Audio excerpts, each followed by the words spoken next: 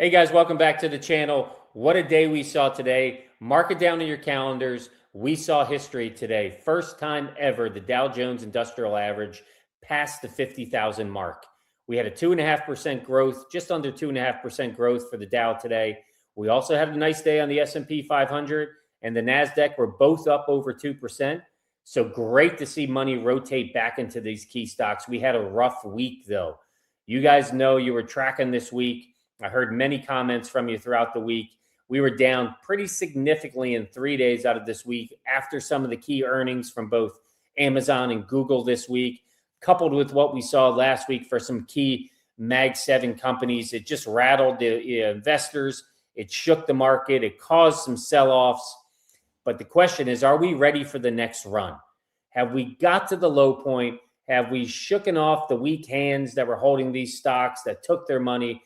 Got some new investors into the market, and are we ready now to make another run with some of these companies to push back up to some of the shares that we saw just a few weeks ago?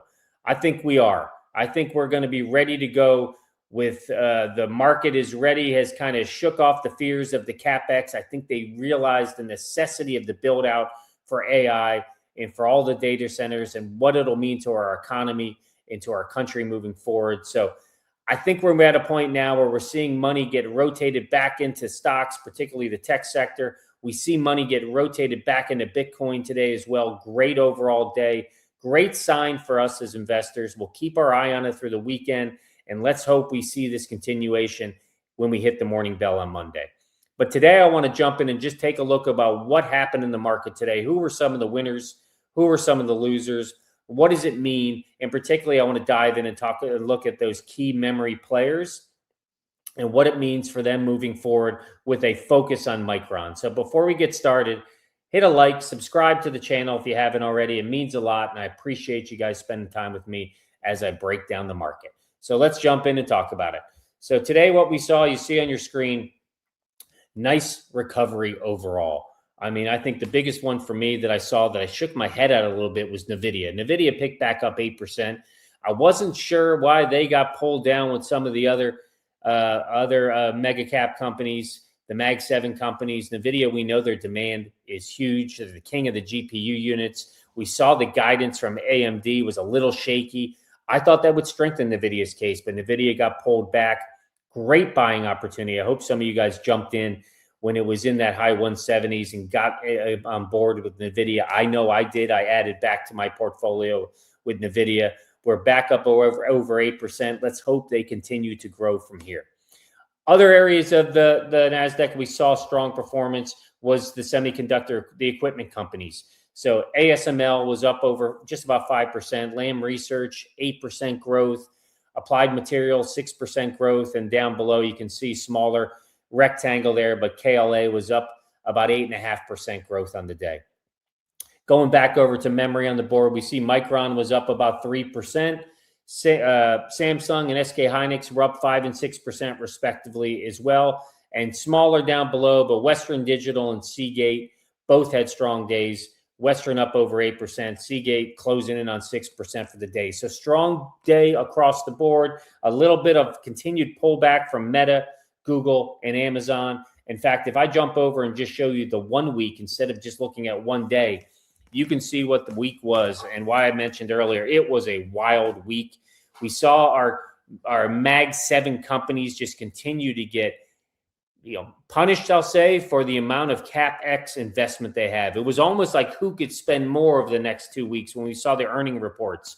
It started with Microsoft with 140 in CapEx expenditures this year. We saw Meta said 135, but then that was followed pretty quickly by Google this week with 185 billion in CapEx expenditure. But then Amazon wanted to take the top bill. Amazon committed $200 billion in CapEx expenditures this year. So that rattled the market. It caused some sell-off. And it's one of those things when you start to see some sell-off, it accelerates with each other. People have a fear of missing out, feel like they're not going to be able to capture their profit that they've seen over the last couple of years with these assets and these companies. So it just accelerates the sell-off. And we get to a point where it it hits an point in the market where it is low enough for other investors to come in. They see the value at it when it gets significantly lower. They're able to buy in at that point, and it starts to reverse the trend. And hopefully that's what we saw today, and hopefully that's what we carry into the market next week on Monday. But let's jump in and take a look at the memory market and how do they perform today. So let me jump over here and just take a look at Micron. We can see that Micron across the board right now, Micron picked up $11.73 on the day, closed at just about $3.95, 3% growth.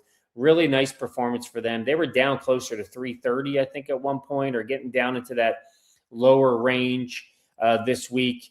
We see in the pre-market, they're pretty much flat, 35 cents off. Keep our eye on that piece over the weekend, but you can see how we kind of knocked down to that 360 range. I thought I said there earlier, 330 is more like 360. Nice movement back up for Micron. Great to see it.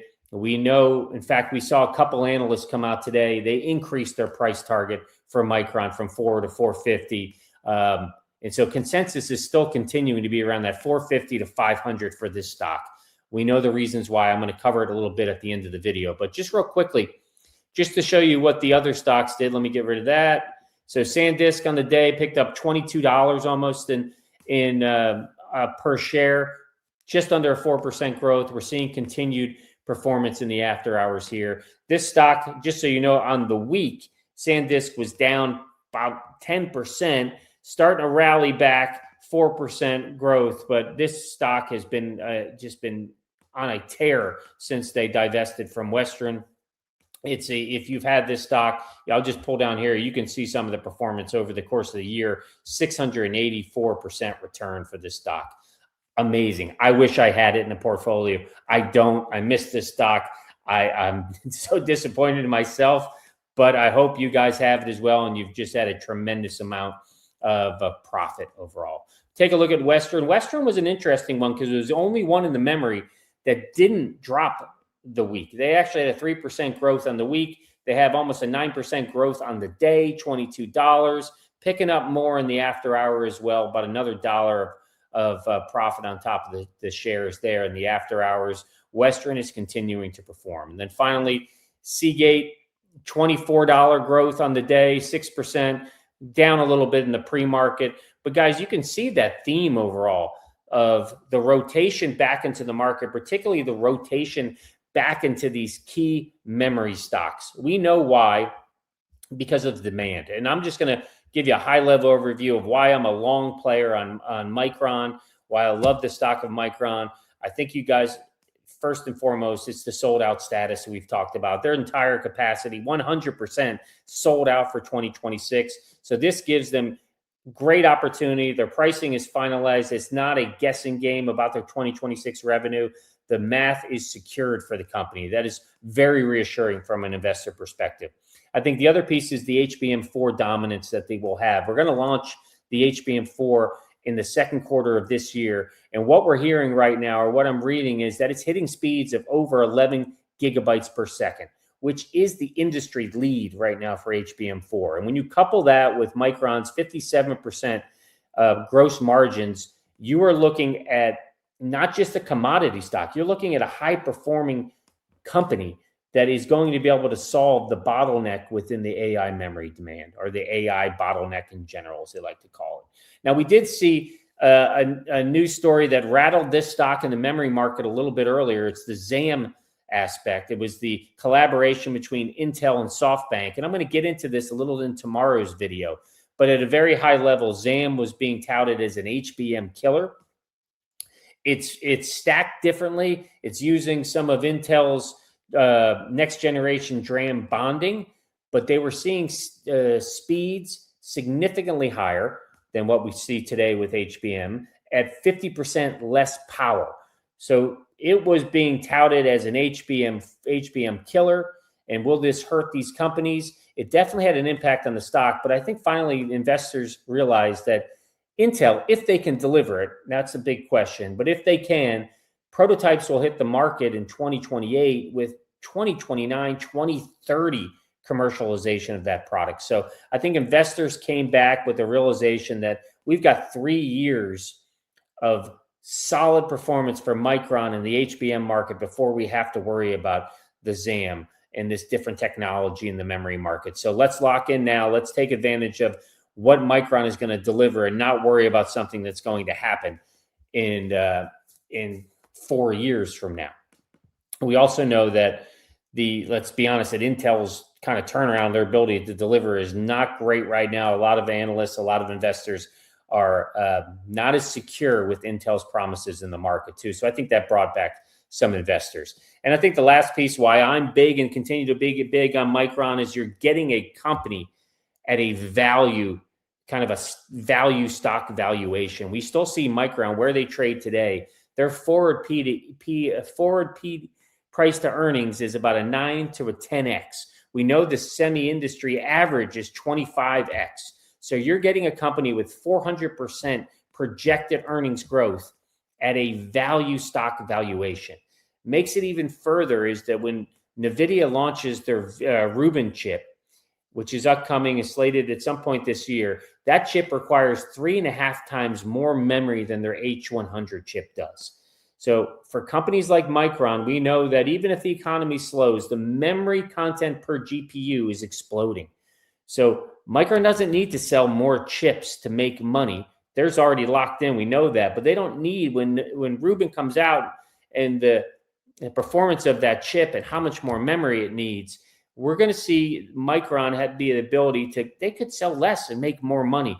They just need to sell denser memory chips to these companies. So takeaway message for me, guys, we saw history today, 5,000, mark it in your calendars. I mentioned outstanding day. Are we ready for the next run? Are we ready to make a next run? And hopefully Monday opening bell, we continue to see the bulls come out and see green on the board and see it moving.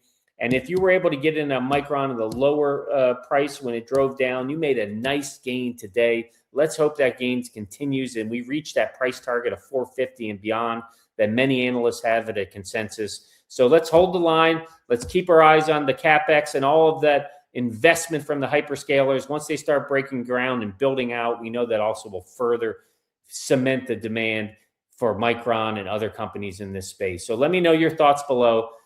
What did you see today? Did you see anything different, or were you keeping your eye on any other companies? Do you think we'll start off the next week with a strong bull run as well? Love to hear your thoughts. Send me a question or a comment. I answer every one, but I hope you guys have a great weekend. Thanks for watching, and I'll see you soon.